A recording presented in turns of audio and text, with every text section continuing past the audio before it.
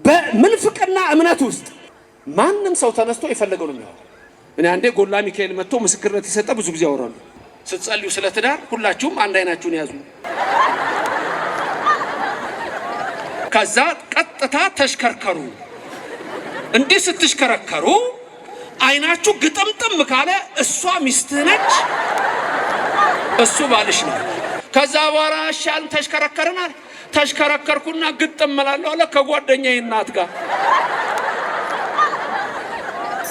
ዲያቆን መስቀል ይዞ የማይባርክበት ምክንያት እቺ እዚህ ጋር የምታዋት አራቷ ማዕዘን ደግሞ የብሉይ ኪዳንን የሕገ ኦሪትን የታቦቱን ነው የምትነግረን። ከላይ የምታዩት ሕገ ወንጌል ነው። ስለዚህ የኢትዮጵያ ኦርቶዶክስ ተዋሕዶ ቤተክርስቲያን አንድ መንገድ ያላት ስትሆን አንዷ መንገድ 3 ደረጃዎች አሏት። ልጁ ትምህርት ቤት ገባና ሰው የመጣው ከዝንጀሮ ነው ተባለ።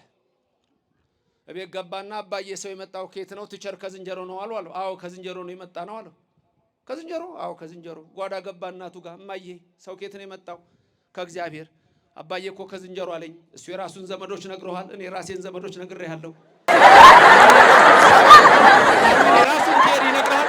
መጽሐፍ ቅዱስ ደግሞ የሚነግረን የእግዚአብሔርን ነገር ነው። ለምሳሌ በኦርቶዶክስ ተዋሕዶ ቤተክርስቲያን እዚህ ጋር የምታዩዋቸው ሊቃውንት አባቶቻችን በጠቅላላ ዛሬ መጥተው ቄስ አልሆኑ፣ ዛሬ መጥተው መምህር አልሆኑ። በሌላ እምነት ግን ዛሬ ሄዶ ነገ መንፈስ ቅዱስ ገለጸልኝ ብሎ አስተማሪ ይሆናል። ታይሰን የተባለ ቦክሰኛ ትዝ ይላችኋል። ስትሰነዝር ምን ለማድረግ ነው ተባለ። አንዴ በጣም ስትሰነዝር ምን ለማድረግ ነው አለው። የአፍንጫውን አጥንት አንጎል ውስጥ ነው። አንድ ቤት ሲሰራ 3 ደረጃዎች ይኖራሉ። የመጀመሪያው ደረጃ ሕገ ልቡና ነው። ሁለተኛው ደረጃ ሕገ ኦሪት ነው። ሶስተኛው ደረጃ ሕገ ወንጌል ነው። ከዛ ወደ ቤት እንደምትገቡ ወደ መንግስተ ሰማያት መግባት ነው። መንገድ ሲባል አንዳንድ ሰዎች አይገባቸውም፣ ሃይማኖት መሆኑ አይገባቸውም። ስለዚህ መልካሚቱን መንገድ ጠይቁ ሲል እውነተኛይቱን ሃይማኖት እወቁን። ከቀደመ ጀምሮ ያለችውን ማለት ጥንት ጀምሮ የተመሰረተችው በእግዚአብሔር የተሰራችውን እዚች ለመግባት ተጋደሉ እንደተባለ ታውቃላችሁ። ተጋደሉ ተመልከቱ። ገርል የምንለው ዝም ብለን አይደለም። በኦርቶዶክስ ተዋሕዶ ክርስቲያን ገርል ብለን ስለ ገርል ስናወራ ዝም ብሎ የሚነገር እንዳይመስላችሁ። ለማያምኑ ሰዎች አይደለም ገርል ድርሳን መጽሐፍ ቅዱስን በአግባቡ የላቸው። የሌለ ነገር አጠቅስለትም፣ ባለ ነገር ነው የምንነጋገረው። ለዛ ነው ስለ መተላለፋችን ደቀቀ፣ እርሱ በደል ሳይኖርበት ተሰቀለ። ሕሙሙን በወንዝ ዳር መጻጉዕን የፈወሰ፣ አልጋን ተሸክመ ሂድ ያለ፣ ባየነው ጊዜ ደም ግባት የለውም እንደተቀሰፈ ቆጠርነው። እርሱ ግን ስለ መተላለፋችን ደቀቀ፣ በመገረፉ ቁስል እኛ ተፈወስን አለ። ስለ ዘመዶቹ ስለ አይሁድ ሲናገር እኛ ኦርቶዶክሳውያን ግን እናውቀዋለን። ቀንድ እያለው የማይዋጋ በግ፣ ኧረ ምን አይነት ትሕትና ነው አለ። እናንተ የምትወዱት ሰዎች አለ አልቅሱለት። ዓለም ላይ አንዲት መንገድ ብቻ ነች ያለችው። በፕሮቴስታንቱ ዓለም በአሁን ሰዓት ወደ 40 ሺህ ነው። ወደ 40 ሺህ የእምነት ድርጅት። ወዴት ነው የሚኬደው? ሲጠሯችሁ ግን ወዴት ነው የሚጠሯችሁ?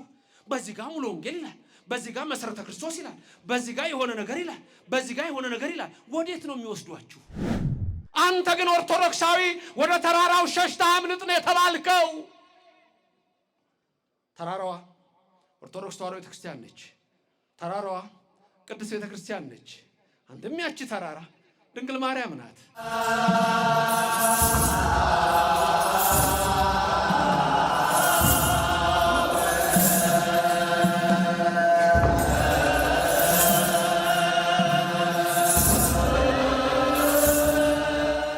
ዛሬ የምንማርበት የትምህርታችን ርዕስ የቀደመችውን መንገድ ጠይቁ እወቁ በዚህ ኃይለ ቃል ይሆናል።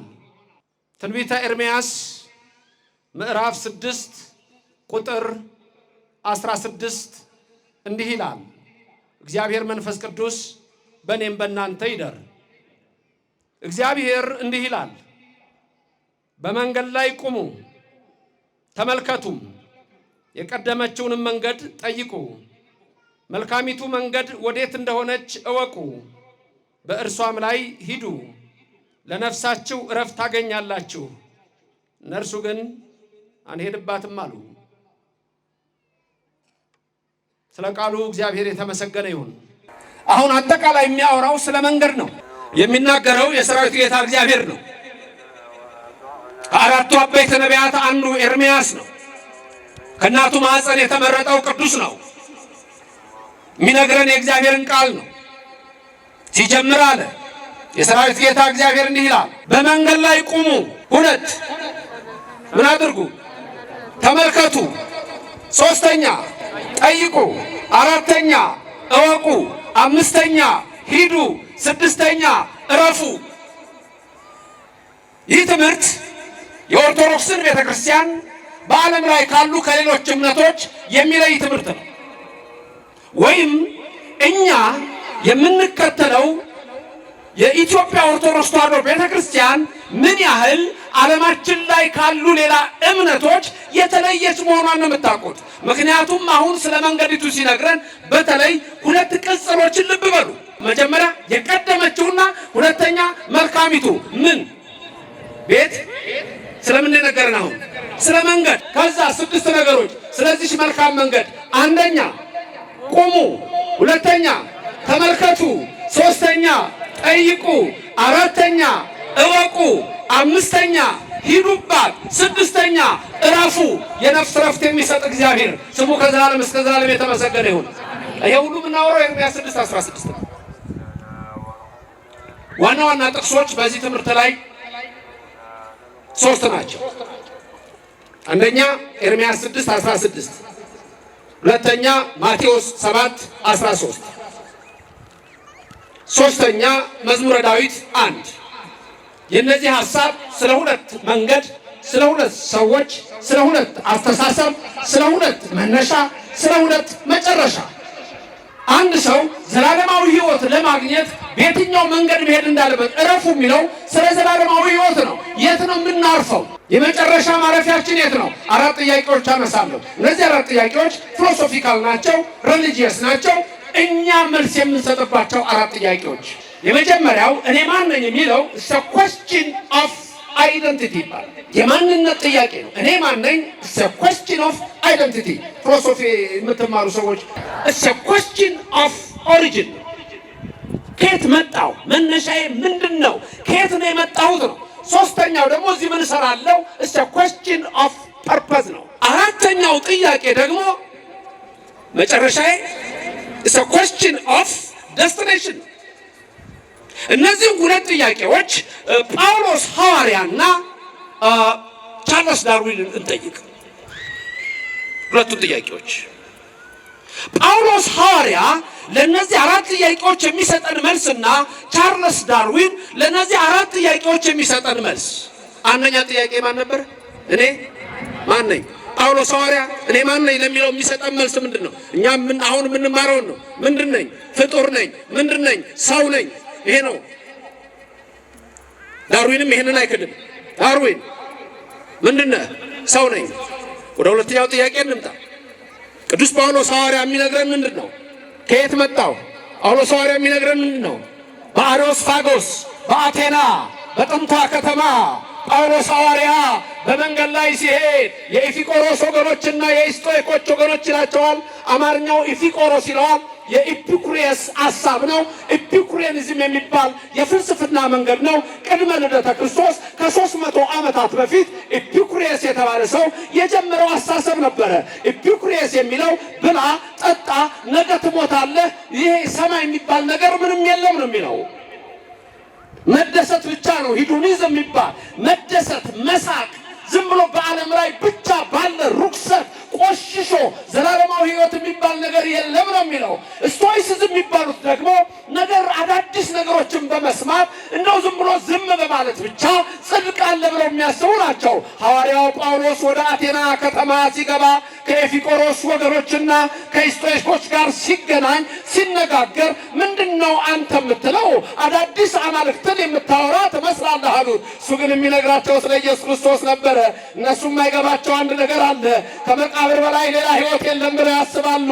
ታዲያ ጳውሎስ ሐዋርያ ያን የታላቁን አምላካችንን ከሰማየ ሰማያት የወረደ ከድንግል ማርያም የተወለደ በ30 ዘመኑ ተጠምቆ በቀራንዮ አደባባይ እጆቹን ለሕማም ዘርግቶ የሾህ አክሊልን ደፍቶ ደሙን አፍሶ ያዳነን የሁላችን ቤዛ ሞትን ቀምሶ በሦስተኛው ቀን ግን ሙስና መቃብርን አጥፍቶ ድል አድርጎ የተነሳውን ኢየሱስ ክርስቶስን ይነግራቸው ነበር። ክብርና ምስጋና ለሥላሴ ይሁን።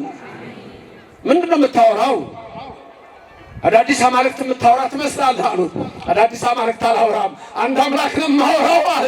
በአርዮስፋጎስ የጠቢባን ስብስብ ታላቁ ስፍራ እነ ደማሪስ ባሉበት በዛ ሰዓት ቅዱስ ጳውሎስ እንዲህ አላቸው። እግዚአብሔር እርሱ ከአንድ ፈጠረን፣ የሚታየውንም የማይታየውንም ሁሉ የፈጠረ እርሱ ነው። እነሆ ጳውሎስ ሐዋርያ ምን አለ? በእርሱ በእግዚአብሔር አለ አንደኛ ሕያዋን ነን፣ ሕያው አድርጎ ፈጥሮናል አለ። ሕያው አድርጎ የፈጠረን ክብር ምስጋና ይግባው። ሁለተኛ በእርሱ እንቀሰቀሳለን፣ ብንሞት እንኳን አለ ከመቃብር እንወጣለን። ለዚህ ነው በአንደኛ ቆሮንቶስ ምዕራፍ 15 ቁጥር 20 ላይ ለትንሣኤያችን በኩር ሆኖ ተነስቷል ይላል። አማርኛው መጽሐፍ በኩራት ይላል፣ ስህተት ነው። በኩር ሆኖ ተነስቷል። በአርዮስፋጎስ የባህል ማዕከል የነገራቸው ይሄን ነበር። በእርሱ ሕያዋን ነው፣ በእርሱ እንንቀሳቀሳለን። አሁን የምንንቀሳቀሰው በእርሱ ነው። ከመቃብርም እንደገና ተቀስቅሰን እንወጣለን አለ። ሶስተኛ እንኖራለን አለ። ሁላችንን የፈጠረ ለዘላለም ሕይወት ነው። ሁላችንን ያዘጋጀን ለዘላለም መንግስት ነው። እረፉ የሚለው መጨረሻ ላይ እሱን ነው። ለዚህ ነው ቅዳሴ መጨረሻ ላይ የመጨረሻው ቃል እቱ በሰላም ማለት መንግስተ ሰማያት በሰላም ግቡ ማለት ነው። ክብርና ምስጋና ለሥላሴ ይሁን። እግዚአብሔር የተመሰገነ ይሁን። ዳርዊን ኢቮሉሽን ቲዮሪ the origin of the species የዳርዊን እሳቤ ሰው ከየት መጣ? መልስ የለውም። ከእግዚአብሔር የሚል መልስ የለውም። ከዚህ በፊት ነግሬያችኋለሁ። ልጁ ትምህርት ቤት ገባና ሰው የመጣው ከዝንጀሮ ነው ተባለ። እቤት ገባና አባዬ ሰው የመጣው ከየት ነው? ቲቸር ከዝንጀሮ ነው አሉ። አዎ ከዝንጀሮ ነው የመጣ ነው አሉ። ከዝንጀሮ? አዎ ከዝንጀሮ። ጓዳ ገባ እናቱ ጋር እማዬ ሰው ከየት ነው የመጣው? ከእግዚአብሔር። አባዬ እኮ ከዝንጀሮ አለኝ። እሱ የራሱን ዘመዶች ነግረዋል፣ እኔ የራሴን ዘመዶች ነግሬሃለሁ። ዳርዊን የራሱን እሳቤ ይነግርሃል። ዳርዊን የራሱን ቲዮሪ ይነግርሃል። መጽሐፍ ቅዱስ ደግሞ የሚነግረን የእግዚአብሔርን ነገር ነው። ዓለማት ሁሉ የሚታየውም የማይታየውም ከአንዱ ከማይታየው ከእግዚአብሔር ነው። ሁለተኛው ጥያቄ ከየት መጣሁ? የኔና የእናንተ መልስ ከማን ነው? ከማን ነው? ለስም አጠራሩ ክብር ምስጋና ይግባው። ዳርዊን ግን ይሄንን አይቀበልም። የሳይንሱ እሳቤ ሌላ ነው። ግማሹ በቢግ ባንግ ቲዮሪ ይልሃል፣ ግማሹ በሚኒ ቲዮሪ ይልሃል። አንድ ነገር ግን ነግራችኋለሁ፣ ማታውቁት ሆኖ አይደለም። በዚሽ ምድር ላይ ጠቢብ የተባለ አንድ ብርጭቆ ውሃ ማምጣት የቻለ ማንም የለም። ክብር ምስጋና ይግባው ለእግዚአብሔር። እግዚአብሔር ብቻ ይሄንን ዓለም አድርጎታል። ማን ነው ፈጣሪያችን? ሰማይን የዘረጋው ማን ነው? ፀሐይን በቀን ያሰለጠነው ማን ነው? ጨረቃን ከዋክብትን በሌሊት የሚያደርገው ማን ነው? ንገሩኝ። ምድርን በኋላ ያጸናው ማን ነው? ማን ነው? ክብርና ምስጋና ለስሙ ይድረሰው። ዳርዊን ይሄንን አያውቅም። ትምህርት ቤት የምትማረው ትምህርት ሁሉ ዜሮ። ዓለም ላይ ስንት መጽሐፍ አለ? ኮንግረስ ላይብረሪ ይባላል። በዋሽንግተን ዲሲ ነው የሚገኘው። ጉግል ብታደርጉ መጽሐፍ ድንገት እዛ መጽሐፍ ያሉት እዛ ላይብረሪ ውስጥ ከ30 ሚሊዮን በላይ መጽሐፍት አሉ። እነዚህ 30 ሚሊዮን መጽሐፍት የተጻፉት ከኤ እስከዚህ ብቻ ባሉ ፊደሎች ነው። ልክ አይደለም? ከኤ እስከዚህ ነው አይደል? ፊደል አለ እስከ ዜድ። ከዛ ውጪ ፊደል አለ። ይሄ ሁሉ መጽሐፍ በእነዚህ ስፔሊንጎች ብቻ ነው የተጻፈው። ቤታችሁ ትልቅ መጽሐፍ አለ። ከሀ እስከ ፐ ነው ፊደሉ። ከሀ እስከ ፐ ነው። ኤቢሲዲ እንኳን ነው ኤቢሲዲ ነው። ሌላ ነገር የለውም፣ ትርጉም የለውም። የኛ ግን ትርጉም አለው። ሀ ብለን ትርጉም አለ፣ ሁ ብለን ትርጉም አለ፣ ለ ብለን ትርጉም አለ። የኛ ፊደል ትዝ ይላችኋል ስንማር እያንዳንዱ እኮ የሚነግረን ሀ ግዕዝ ታስታውሳላችሁ? ሀ አንድ ነች፣ ሁ አንድ ሁለት ነች፣ ሂ አንድ ሶስት ነች፣ ሀ አንድ አራት ናት፣ ሄ አንድ አምስት ናት፣ ህ አንድ ስድስት ናት፣ ሆ አንድ ሰባት ናት፣ ለ ሁለት ናት፣ ሉ ሁለት ናት። ግዕዝ በአብ ይመሰላል፣ ሁ ከአብ በወልድ ይመሰላል፣ ሂ ሳልስ በማን ይመሰላል? በመንፈስ ቅዱስ። አብ ወልድ መንፈስ ቅዱስ ደግሞ ሚስጥረ ምን ይባላል? ሥላሴ። ሀ ሚስጥረ ስጋዌ። ከዛ እየቀጠልክ ሆላይ ስትደርስ ሚስጥረ ትንሣኤ ሙታን። በነገራችን ሁሉ፣ በንግግራችን ሁሉ፣ በባህላችን ሁሉ ፈጣሪያችንን የምናስታውስ ህዝብ ይህ የኦርቶዶክስ ተዋህዶ ክርስቲያን ህዝብ ነው። ክብርና ምስጋና ለእግዚአብሔር ይድረሰው። የዓለሙ እሳቤ ግን ስለ መንገዱ አይነግረንም። እውነተኛው መንገድ የቱ ነው አይነግረንም። ዓለም ድብልቅልቅ ውስጥ ነው። እንደ ሰናዖር ግን ድብልቅልቅ ውስጥ ነው። የእግዚአብሔር መንገድ ለማወቅ ሰዎች ይቸገራሉ። መጨረሻዬስ ወዴት ነው የሚለው ጥያቄ ከባድ ነው። እዚህ ምድር ለምን መጣሁ የታወቀ ነው። ተመልከቱ፣ በአዳም በሔዋን ምክንያት መተናል። ግን በዚህ አንቀርም። ምክንያቱም ሶስት አይነት ህይወት አለ። ሶስት አይነት ህይወት ከኔ ቀጥላችሁ ተናገሩ። ሶስት አይነት ህይወት። ህይወት መላእካዊ በተፈጥሮ ይሰጣል፣ በሞት አይወሰድም፣ እንደተሰጠ ይቀራል። ህይወት ሰብአዊ በተፈጥሮ ይሰጣል፣ በሞት ይወሰዳል፣ በትንሣኤ ዘጉባኤ ይመለሳል። ህይወት እንስሳዊ በተፈጥሮ ይሰጣል፣ በሞት ይወሰዳል፣ እንደተወሰደ ይቀራል። እግዚአብሔር አንድ መንገድ ብቻ ነው የሰጠን። ተመልከቱ፣ የኦርቶዶክስ ተዋህዶ ቤተክርስቲያን የምትለይበት አንድ መንገድ ነው። ስለዚህ መስቀል ብዙ ጊዜ ስናገር እኔ ይሄ መስቀል የያዝኩት ምሰሶ አለ። ምሰሶ ህገ ልቡና ነው። ህገ ልቡና እዚህ ጋር ምሰሶ ህገ ልቡና ነው። ዲያቆን መስቀል ይዞ የማይባርክበት ምክንያት እዚህ ጋር የምታዩት አራቷ ማዕዘን ደግሞ የብሉይ ኪዳንን የህገ ኦሪትን የታቦቱን ነው የምትነግረን። ከላይ የምታዩት ህገ ወንጌል ነው። ስለዚህ የኢትዮጵያ ኦርቶዶክስ ተዋህዶ ቤተክርስቲያን አንድ መንገድ ያላት ስትሆን አንዷ መንገድ ሶስት ደረጃዎች አሏት። ህገ ልቡና ከአዳም እስከ ሙሴ። ህገ ልቡና ከአዳም እስከ ሙሴ። በዚህ ጊዜ ውስጥ ሁለት መጽሐፍ ብቻ ተጻፉ እንጂ በህገ ልቡና ሌላ መጽሐፍ አልተጻፈም። ሁለቱ በህገ ልቡና የተጻፉት መጽሐፎች መጽሐፈ ሄኖክና መጽሐፈ ኢዮብ ናቸው። በህገ ልቡና የተጻፉት በሱ እየመገባቸው ልቦናቸው ውስጥ በተጻፈ ህግ ይላል። ሮሜ 2:14 ላይ ስታዩ በልቡናቸው የተጻፈ ህግ ይላቸዋል። ሁለተኛው ህግ ደግሞ ከሙሴ እስከ ዮሐንስ መጥምቅ ነው። ከሙሴ እስከ ዮሐንስ መጥምቅ ያለው ህግ ደግሞ ህገ ኦሪት ይባላል። በዛ የብሉይ መጽሐፍ ተጻፉልን። ሶስተኛው ህግ ግን ህገ ወንጌል የተባለው ጌታችን መድኃኒታችን ኢየሱስ ክርስቶስ መጥቶ የመሰረተልን አንዲቱ መንገድ ናት። ህገ ልቡና እንዴት መሰላችሁ? በአናሎጂ ልንገራችሁ። ህፃን ልጅ ህገ ልቡና ነው ያለው። በቃ ሌላ ነገር የለውም። ትንሽ ከፍ ሲል ግን ህፃኑ ወዴት ይደርሳል? ጉርምስና ላይ አይደል? ከዛ ምን ይሰማል? ጉርምስና ላይ ራስን የምትችል ይመስልሃል? ከቤትሽ ወጥተሽ መሮጥ የምትችል ይመስልሻል? የቆመውን እቆርጣለሁ፣ የተጋደመውን እፈልጣለሁ፣ አንድ ነገር ብትናገረኝ ጥርስን አራግፈዋለሁ። አረ እንደሱ አለ። ታይሰን የተባለ ቦክሰኛ ትዝ ይላችኋል? የምታስታውሷላችሁ? ታይሰን ነው። አሁን አታስታውሱ? አንዴ እርግጠኛ አይደለም ከሰው ነው የሰማሁት። ግን ስትሰነዝር ምን ለማድረግ ነው ተባለ። አንዴ በጣም ስትሰነዝር ምን ለማድረግ ነው አለው። የአፍንጫውን አጥንት አንጎል ውስጥ ለማጠራቀም ነው። አቤት አቤት ትዕቢት! በኋላ ግን ጆሮ ሲነክሳየ ነው አይደል? የሆሊፊልድን ጆሮ ነክሶ ሲተፋየ ነው። ይገርማል። እቺ ወጣትነት ስሜት ግን በብሉይ ኪዳን ልንገራችሁ። ጥርስ ስለ ጥርስ፣ አይን ስለ አይን። ከዛ መረጋጋት ይመጣል።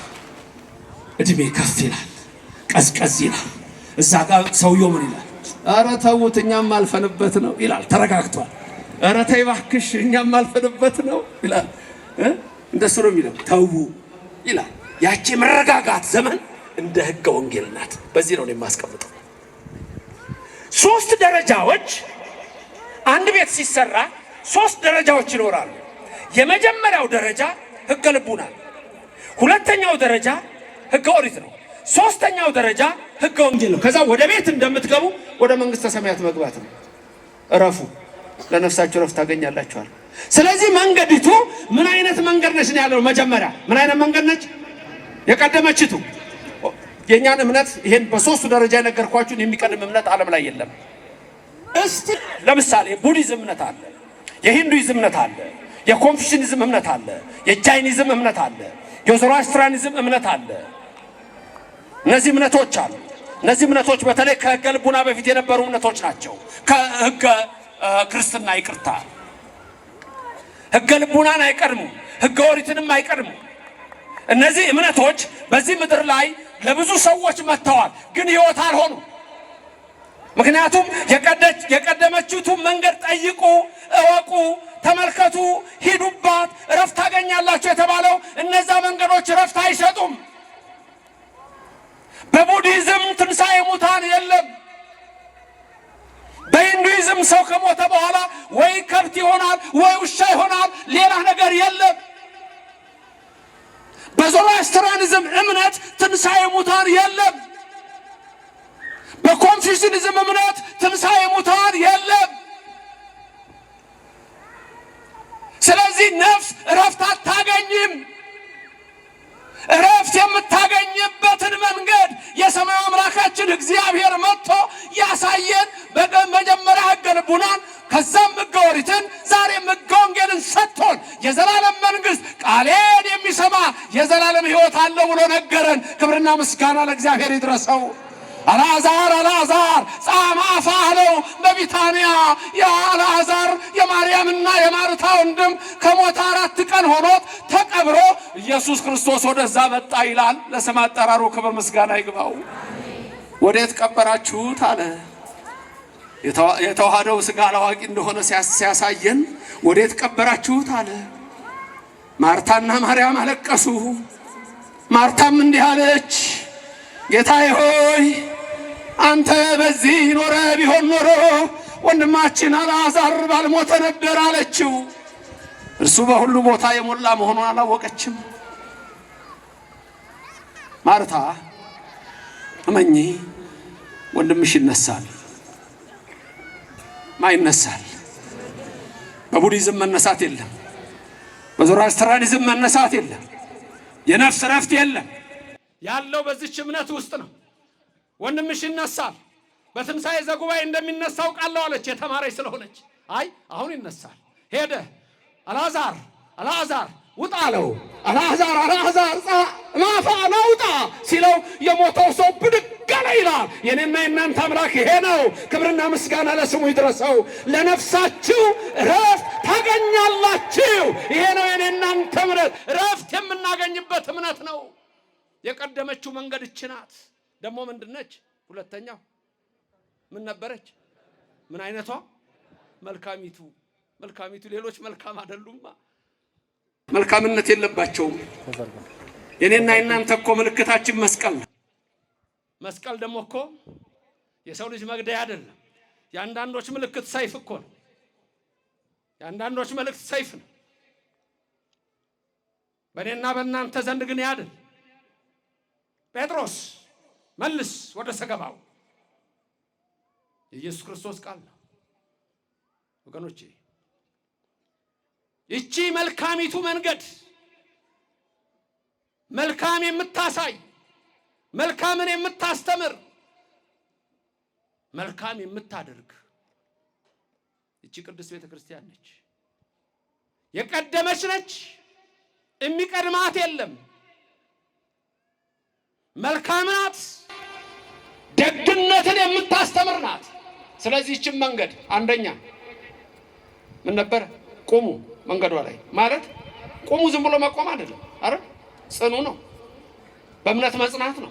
መንገድ ሲል ሃይማኖት ነው። ራሱ ኢየሱስ ክርስቶስ በዮሐንስ ወንጌል ምዕራፍ 14 ቁጥር 6 ላይ እንዲህ የሚል ቃል ታገኛላችሁ። አነ ውእቱ ፍኖተ ጽድቅ ወሕይወት። ፍኖት፣ ሕይወት፣ እውነት ኢየሱስ ክርስቶስ ብቻ ነው ይሄ ሊሆን የሚችለው። መንገድ ሲባል አንዳንድ ሰዎች አይገባቸውም፣ ሃይማኖት መሆኑ አይገባቸውም። ስለዚህ መልካሚቱን መንገድ ጠይቁ ሲል እውነተኛይቱን ሃይማኖት እወቁን። ከቀደመ ጀምሮ ያለችውን ማለት ጥንት ጀምሮ የተመሰረተችው በእግዚአብሔር የተሰራችውን እወቁ። ደግሞ ዕውቀት ያስፈልጋል። አለ ዕውቀት በኦርቶዶክስ ቤተክርስቲያን መኖር አይቻልም። ዕውቀት ግድ ነው። ዕውቀቱም መንፈሳዊ ዕውቀት ነው፣ የዓለማዊ ዕውቀት አይደለም። አንዱ በጀልባ ላይ ሲሄድ ይጠይቀዋል፣ እንደ ቱሪስት ነገር ነው። ጀልበኛው ሐመረኛው ጀልባዋን ይዞ እሱ እዛ ላይ ቁጭ ብሎ ያንሸራሽረዋል፣ ደሴቶችን ይጎበኛል። ከዛ ይጠይቀዋል፣ ጌታዬ እንደው አንተ እንደው እባክህ እንደው እስቲ ልጠይቅህ አለው። ምንድነው የምታውቀው? የዚህ አይነት ጥናት ታውቃለህ ይለዋል። ሰውየው አያውቅም። አይ እንደ አይነት ጥናት አላውቅም፣ እኔ ጂኦሎጂ የሚባል ጥናት አላውቅም። አዝናለሁ፣ 1/4 ህይወትን አታህል አለው። ጂኦሎጂ ጥናት ስላላወቀ ትንሽ ሄደና ደግሞ ይሄንን ጥናት ታውቃለህ? አላውቅም፣ 1/4 ህይወትን አታህል አለው። ትንሽ ሄዱ፣ ሌላ ጠየቀው። ይሄንንም አላውቅም አለ። 1/4 ህይወት አታህል አለው። ሰውየው የሚኖረው በ1/4 ህይወት ብቻ ሆነ። እንደ ሰውየው ማዕበል ተነሳ። የጀልባዋ ሹፌር ወደ የብስ ሊቀዝፍ ሞከረ፣ አልቻለም። ማዕበሉ ከፍ አለ። ጌታዬ አለው። ጠያቂ ተጠያቂ ሆነው ዋና ይችላሉ አለው። ምን ተጨንቋል። ዋና ይችላሉ አለው። አልችልም። እንግዲህ 1/4ኛም አይደለም 2/4ኛም አይደለም፣ እርሱ ያጡት ሙሉ ህይወትን ነው አለው። የዓለም ትምህርት ምንም አይነት ህይወት አይሰጥም። እስቲ ከአንደኛ እስከ 12 ክፍል ተምራችኋል አይደል? ወይም ከአንደኛ እስከ 10 ተምራችኋል። ኮሌጅ የተማራችሁ አላችሁ፣ ዩኒቨርሲቲ ገብታችሁ የተማራላችሁ የዘላለም ህይወትን አግኝታችኋል። ከዩኒቨርሲቲ ነግረውናል ስለ ዘላለም ህይወት። የዘላለም ህይወት የሚገኝባት ቅድስት ቤተክርስቲያን ናት። ኦርቶዶክስ ተዋሕዶ ቤተክርስቲያን ብዙ እምነቶች ይኖራሉ። በነዛ ውስጥ ግን የዘላለም ህይወትም ሊኖር አይችልም። መንገዲቱ አንድ ናት፣ እሷም ሃይማኖት ናት። መንገድ ሃይማኖት መሆኑን ማወቅ ለሚፈልጉ ደግሞ የሐዋርያት ሥራ ምዕራፍ 9ን ተመልከቱ። ጳውሎስ ሐዋርያ ጥንት ሳውል በነበረበት ዘመን ወደ ደማስቆ ሲሄድ ምንድን ነበር የሚለው ቃሉ? በዛ መንገድ የሚሄዱትን ሊገድል ነው የሚለው። በዛ መንገድ ማለት በኦርቶዶክስ ተዋሕዶ ቤተክርስቲያን ማለት ነው። ክብርና ምስጋና ለእግዚአብሔር ይድረሰው። እዚች ለመግባት ተጋደሉ እንደተባለ ታውቃላችሁ። ተጋደሉ ተመልከቱ። ገድል የምንለው ዝም ብለን አይደለም። በኦርቶዶክስ ተዋሕዶ ቤተክርስቲያን ገድል ብለን ስለ ገድል ስናወራ ዝም ብሎ የሚነገር እንዳይመስላችሁ። ምክንያቱም በሉቃስ ወንጌል ላይ ስለዚች መንገድ ሲነግረን ራሱ ጌታችን ኢየሱስ ክርስቶስ የሉቃስ ወንጌል ምዕራፍ 13 ቁጥር 24 ላይ እንዲህ ይላል፣ በጠበበው በር ለመግባት ተጋደሉ እላችኋለሁና። ቃሉን ድገሙት ከኔ ቀጥላችሁ። በጠበበው በር ለመግባት ተጋደሉ እላችኋለሁ።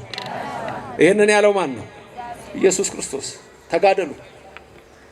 ገድል የምንለው ስለተጋደሉ ሰዎች ታሪክ ነው። ለማያምኑ ሰዎች አይደለም ገድል፣ ድርሳን፣ መጽሐፍ ቅዱስን በአግባቡ የላቸው። የሌለ ነገር አትጠቅስለትም። ባለ ነገር ነው የምንነጋገረው። ለዛ ነው በሰፊው መንገድ የሚሄዱ ብዙዎች ናቸው። እኛ በጠባቡ መንገድ ሂዱ ተብለን በጠባቡ መንገድ ስንሄድ እረፍት ታገኛላችሁ ስንባል ኦርቶዶክስ ምን እንደሆነ ስናቅ፣ ኦርቶዶክስ ቤተክርስቲያን ካላወቅ እኮ አላወቅም። ለምሳሌ በኦርቶዶክስ ተዋሕዶ ቤተክርስቲያን እዚህ ጋር የምታዩዋቸው ሊቃውንት አባቶቻችን በጠቅላላ ዛሬ መተው መነኩሴ ሆኑ አይደል? ዛሬ መተው ቄስ አልሆኑ፣ ዛሬ መተው መምህር አልሆኑ። በሌላ እምነት ግን ዛሬ ሄዶ ነገ መንፈስ ቅዱስ ገለጸልኝ ብሎ አስተማሪ ሆነ። በምንፍቅና እምነት ውስጥ ማንም ሰው ተነስቶ የፈለገው ነው የሚሆነው። ቅድም መጋቢ ሐዲስ ሲያስተምሩን ስለ ኒቆዲሞስ፣ ምክንያቱም የሚቀጥለው ስያሜ ኒቆዲሞስ ስለሚባል ይሄ ሁሉም በኢትዮጵያ ኦርቶዶክስ ቤተክርስቲያን የሚሰጥ ትምህርት ነው። ዘለን ዝም ብለን የምናስተምረው ዛሬ ምን እንቀድስ ብለን አንከራከርም። ተጽፏል ቅዳሴው። ዛሬ ምስባኩ ምንድነው ዲያቆኑ የሚሰብከው? ተጽፏል። ያንን ነው የሚሰብከው። በዛ ዘንድ ግን ያ የለም። ብድግ ይላል ገለጠልኝ አለቀ። የገለጠለትን ገለጠልኝ። ማን ነው የሚገልጥለት? እሱ ትልቁ ጥያቄ እሱ። እኔ አንዴ ጎላ ሚካኤል መጥቶ ምስክርነት የሰጠ ብዙ ጊዜ አወራሉ። ከመሰረተ ክርስቶስ የተመለሰ ሰው መጣና ምን አለ? ዛሬ የምንጸልየው ስለ ሳቅ ነው አለ። ከናይጄሪያ ነው የመጣው አለ ፓስተሩ። ሴቶቹ ደግሞ የናይጄሪያ ቀሚስ ለብሰው ነው አለ የሚሄዱት እዛ። ራሱን የካደ ትውልድ እና ዛሬ ስለ ሳቅ ነው አለ፣ ዛሬ ስለ ዳንስ ነው ተባልን አለ፣ ተለማመዱና ኑ በዘፈን ተባልን አለ፣ ስለ ቃል እኮ። ከዛ ደግሞ ዛሬ ስለ ትዳር ነው የምንጸልየው አለ። እንደውም እንደምታረጉት አለ ስትጸልዩ ስለ ትዳር ሁላችሁም አንድ አይናችሁን ያዙ።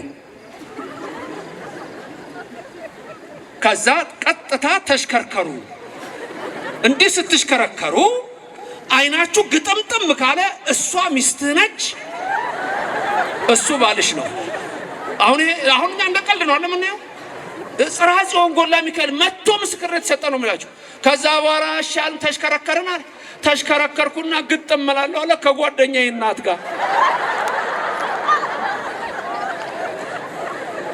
መንገዱ መልካም አይደለም። መንገዱ የቀደመ አይደለም። መንገዱ እረፍት የሚሰጥ አይደለም። እንደውም የርኩሳን መናፍስት ኃይል የሚያሳድር ነው። እዩዋቸው፣ መንፈሳቸው የተጨነቀ፣ ኑሯቸው የተጨነቀ፣ ህይወታቸው የተጨነቀ ነው። አንሄድባትም አሉ እኮ ነው የሚለው። ብዙዎች እኮ ነው የሚለው። ኤርምያስ ነብይ የሚናገረውንና የክብር ባለቤት ኢየሱስ ክርስቶስ የሚናገረውን ነው። ኤርምያስ ምን አለ? በቃ የቀደመችውን መንገድ በሷ ጠይቁ፣ እወቁ፣ ሂዱ፣ ለነፍሳችሁ እረፍት ታገኛላችሁ አለ። የሁላችን አምላክ የድንግል ልጅ አብ ልጅ ኢየሱስ ክርስቶስ ደግሞ በጠበበው በር ግቡ፣ ለነፍሳችሁ እረፍት ታገኛላችሁ። ብዙዎች ግን በሰፊው መንገድ ይሄዳሉ አለ። ብዙዎች በሰፊው መንገድ ይሄዳሉ አለ።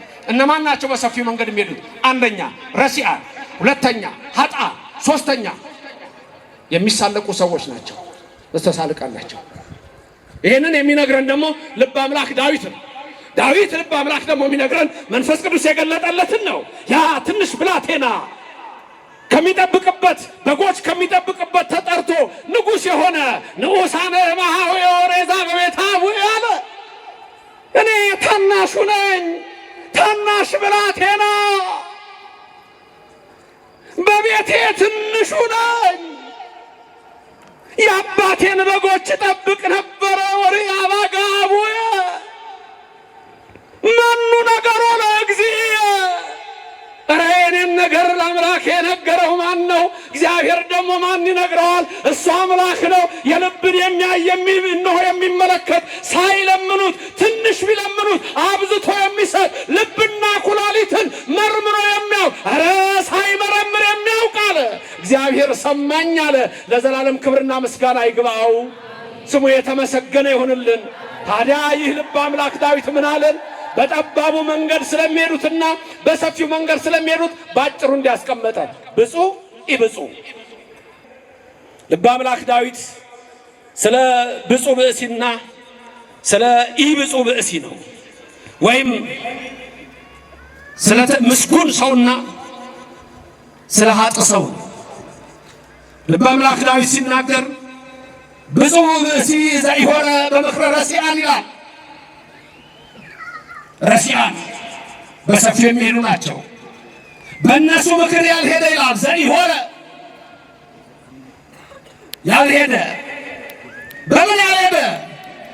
በረሲዓን ምክር ያልሄደ። ሁለተኛ ብፁዕ ብእሲ ወዘኢቆመ ውስተ ፍኖተ ኃጥአን። ብፁዕ ብእሲ በኃጥአን ፍኖት ያልቆመ ነው አለ። ያም የኤርምያስን ቃል የጠበቀው ነው ይላል። ሶስተኛ ብፁዕ ብእሲ ወዘኢነበረ ውስተ መንበረ መስተሳልቃን ይላል። በመስተሳልቃን ወንበር ላይ ያልተቀመጠ። በማ መንገድ? መጀመሪያ በረሲዓን ምክር ያልሄደ፣ ሁለት በኃጥአን መንገድ ያልቆመ፣ ሶስት በመስተሳልቃን ወንበር ያልተቀመጠ። የመጀመሪያው እርምጃ ምንድን ነው? መሄድ ነው። መሄድ በሐሳብ፣ መሄድ በእምነት፣ መሄድ በስህተት አለ፣ ተቃራኒውም አለ። የመጀመሪያ እርምጃ መሄድ። ሁለተኛው ደግሞ እዛ ቦታ ደርሶ ምን መሆን ነው? መቆም።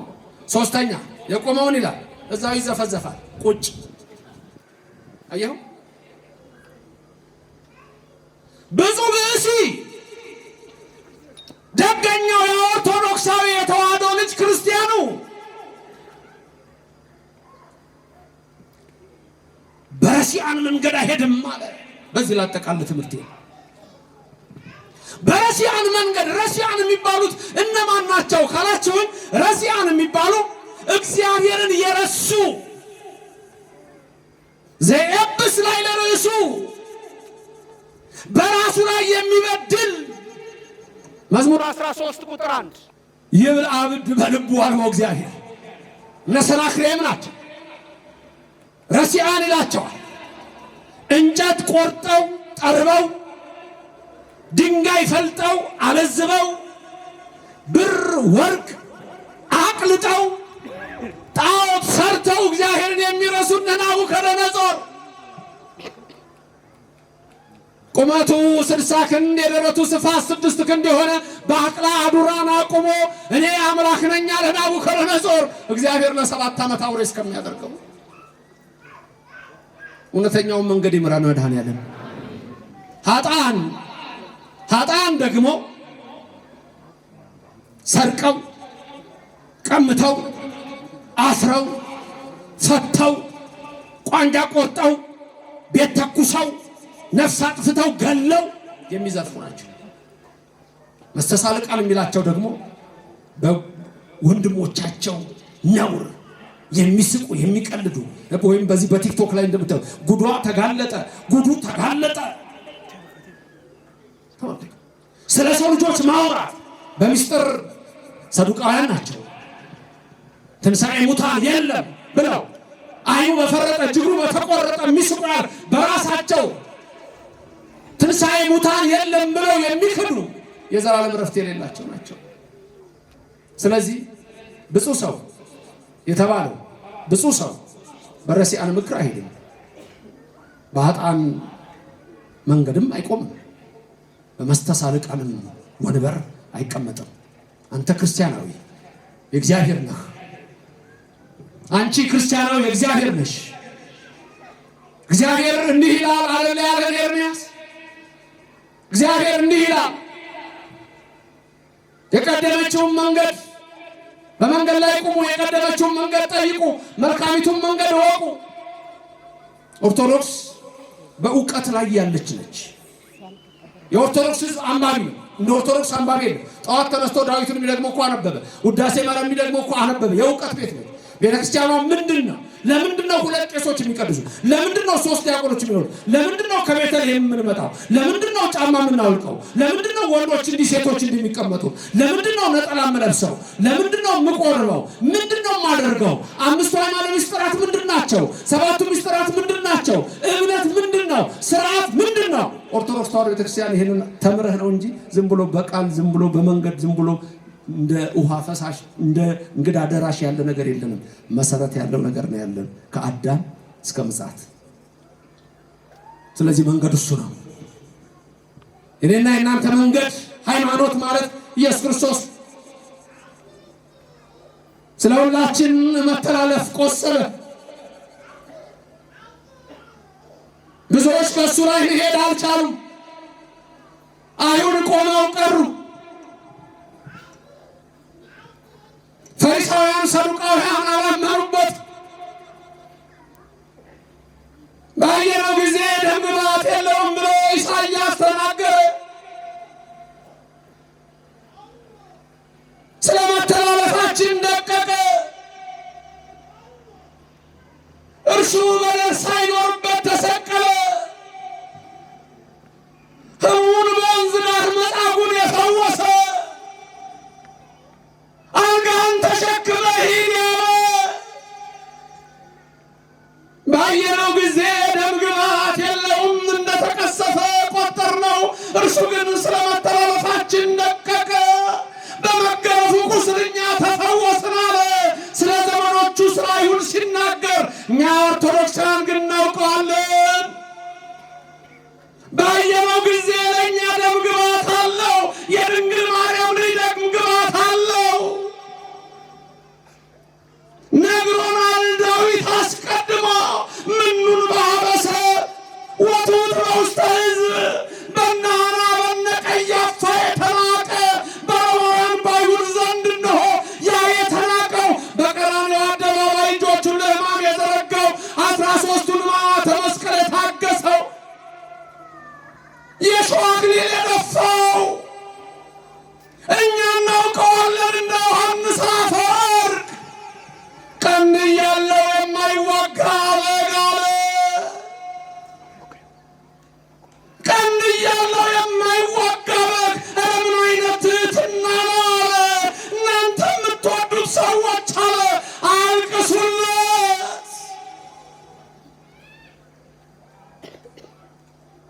ውሃ ጠየቀ የዝናቡ ጌታ። ውቅያኖስን ባህርን ለሰው ልጆች የሕይወት ውሃ የሚሰጠውን እሱን ሐሞትና ከርቤ ሰጡት። አላወቁትም። ዓለም ተስፋቸውን አላወቁትም። የሕይወትን ራስ ሰቀሉት። እሱ ነው ሕይወታችን። የዘላለም ሕይወት እጆቹን ለሕማም ዘረጋ። አይሁድ ልብሱን ገፈፉት። የአምላክ እርቃን አይታይም ብሎ ፀሐይ ጨለመች፣ ጨረቃ ደም መሰለች፣ ከዋክብት ረገፉ ይላል። ዛሬ ቅዳሴ ሥጋው ደሙ ለድርገት ሲወጣ ተሸፍኖ ይወጣል። ሌሎች ግን አላወቁትም፣ ይገልጡታል። እንደ አይሁድ ይገልጡታል። የኦርቶዶክስ ተዋሕዶ ቤተክርስቲያን መልካሚቱ መንገድ፣ የቀደመችቱ መንገድ፣ ብሉይ ከአዲስ የሚፈጸምባት ቅድስት ቤተክርስቲያን የምታስተምረን በምናየው ነገር ሁሉ ነው። ወገኖቼ በቀና መንገድ የሄደው ኖህ ከጥፋቱ አዳን። በቀና መንገድ የሄደ ሄኖክ አካሄዱን ከእግዚአብሔር ጋር አደረገ። ሄኖክን ዘፍጥረት 5:22 አካሄዱን ከእግዚአብሔር ጋር አደረገ። ተመልከቱ፣ አካሄዱን ከእግዚአብሔር ጋር አደረገ፣ መንገዱን ከእግዚአብሔር ጋር አደረገ። እግዚአብሔር ከእናንተ ጋር ይኖርላችሁ። እንደ ኤማሁስ መንገደኞች አብሯችሁ ይሄድ። ከእሱ ጋር የሄዱ ሁሉም ፍጻሜያቸው እሱ ነው። መንግስታቸው እግዚአብሔር ነው። ሕይወታቸው እሱ ነው። በቀራንዮ የተሰቀለው የኔና የናንተ ቤዛ ነው። የዘላለም መንግስቱን ሊያወርሰን ነው። መልካሚቱ መንገድ ኦርቶዶክስ ተዋሕዶ ናት። የቀደመችው መንገድ ኦርቶዶክስ ተዋሕዶ ናት። እቺ ክርስትናችን ነች። ዓለም ላይ አንዲት መንገድ ብቻ ነች ያለችው። በፕሮቴስታንቱ ዓለም በአሁን ሰዓት ወደ 40 ሺህ ነው ያለው። ወደ 40 ሺህ የእምነት ድርጅት። ወዴት ነው የሚኬደው? ሲጠሯችሁ ግን ወዴት ነው የሚጠሯችሁ? በዚህ ጋር ሙሉ ወንጌል ይላል፣ በዚህ ጋር መሰረተ ክርስቶስ ይላል፣ በዚህ ጋር የሆነ ነገር ይላል፣ በዚህ ጋር የሆነ ነገር ይላል። ወዴት ነው የሚወስዷችሁ? ባቢሎን። ፍጻሜው ርኩሰት ነው። ስራቸው የገሞራ ነው። ወይናቸው ከሰዶም ነው። በዓለም ላይ ያሉ ዛሬ በብዙ የፕሮቴስታንት እምነቶች በውጭ ሀገር ብትሄዱት ዌልካም ኦል የሚል ይጻፋል። ይሄም ለሁሉ እምነቱ ውሸት ሆኗል። አንተ ግን ኦርቶዶክሳዊ ወደ ተራራው ሸሽተህ አምልጥ ነው የተባልከው። ወደ ተራራው ሸሽተህ አምልጥ። እግዚአብሔር ሁለቱን መላእክት በመሸ ጊዜ ይላል ኦሪት ዘፍጥረት 19 ቁጥር 1 ላይ ሚካኤልና ገብርኤል ናቸው ወደ ሰዶም ከተማ ገቡ ይላል። ያኔ እግዚአብሔር በሰዶም፣ በገሞራ፣ በሱባማ፣ በሲባዮ በእነዚህ በአምስቱ አውራጃዎች በአዳማ የእግዚአብሔር ቁጣ ነደደ። ሰዶም ቅሰፈን ቅሰፈን እያለ ይጸልይ ይችላል። ቅሰፈን ቅሰፈን ብለው እንዴት ይጸልያሉ? ኃጢአት ሰርቶ ንስሐ ለመግባት ቅሰፈን ቅሰፈን ማለት ነው። የጊብዓ ድፍረት ዛሬ እምነት ሆኗል። የሰዶም ሕይወት ዛሬ ለብዙዎች ርኩሰት እንደ አዲስ ሕይወት ተቆጥሯል። አንተ ኦርቶዶክሳዊ ወደ ተራራው ሸሽተህ አምልጥ።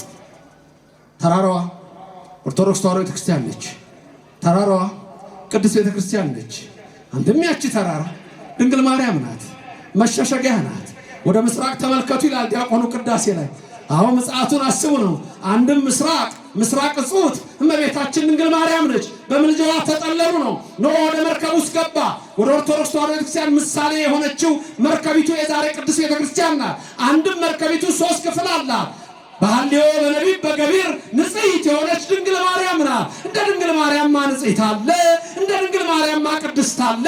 3 ግርማ አላት። የባለሟልነት ግርማ አላት በሥላሴ ዘንድ፣ የመወደድ ግርማ አላት በመላእክትና በእኛ ዘንድ፣ የመፈራት ግርማ አላት በአጋንንትና በመናፍቃን ዘንድ። እሷ የአምላክና እግዚአብሔር የመረጣ ያከበራ የኔና የናንተ አማላጅ በቀና መንገድ ማርያም ማለት መርህ ለመንግሥተ ሰማያት በዛች መንገድ የምትመራ ናት። ክብር ምስጋና ለሥላሴ ይሁን። አሜን።